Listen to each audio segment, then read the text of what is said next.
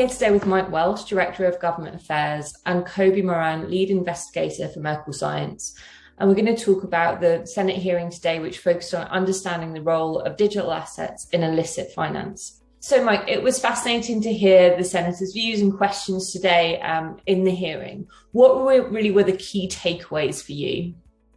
The key takeaways from this hearing was that, number one, the hearing existed. I think the conversation that is going to come from this is going to be beneficial for not only the public sector partners that we deal with here at Merkel Science or our private sector partnerships here at Merkel Science. We have to understand that this is not going away. And I think this hearing is a key testament of that this could support war and economic stability. And that's what our senators here were trying to discuss, is that can a major superpower rely specifically on cryptocurrency and go around what the U.S. has deemed sanctioned.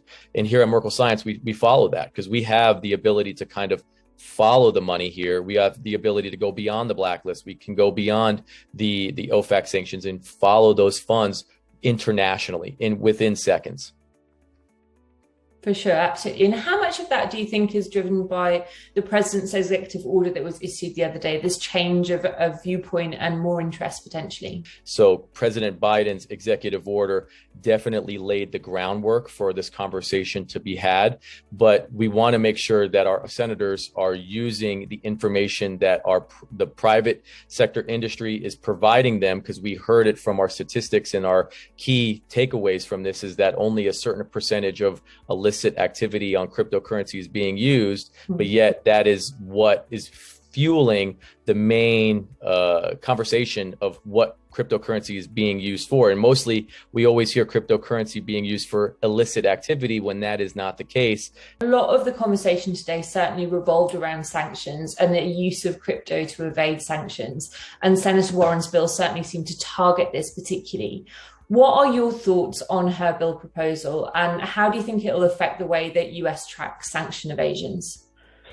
I definitely think her bill is going to be an interesting one to read once I get my hands on it and read the understanding context of her bill. But from what she was stating, I believe her bill is going to go after the users that are going around the sanctions instead of the government-controlled wallets that are currently being sanctioned right now. So it's all about the individual users that are working with legitimate exchanges around the world to kind of move their funds through those legitimate exchanges. And that bill will hopefully stop that movement of funds of the individual citizens that are living in Russia to try to skirt around those sanctions. So, Kobe, you are lead investigator at Merkel Science, and what would be interesting to hear from you is, aside from exchanges, what are some other ways not mentioned in today's hearing that Russian oligarchs may use to evade the sanctions? So one of the ways that they can use is called a mixing service, where a bunch of people bring together their funds and they get paid out anonymously. That's one possible way. You can do swapping contracts on DeFi protocols, which essentially you're trading one cryptocurrency for another. And you can also go to crypto to fiat exchanges as well, where you give over your cryptocurrencies and a person will pay you out the sizable amount in whatever currency that you choose.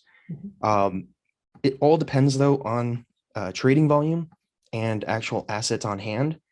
You can't trade out $100 million worth of assets if you don't have that $100 million worth of assets on your personal wallet.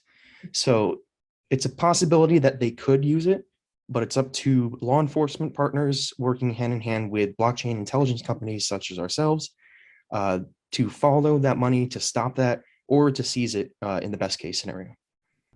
Thank you very much, both of you. It was great to speak to you today.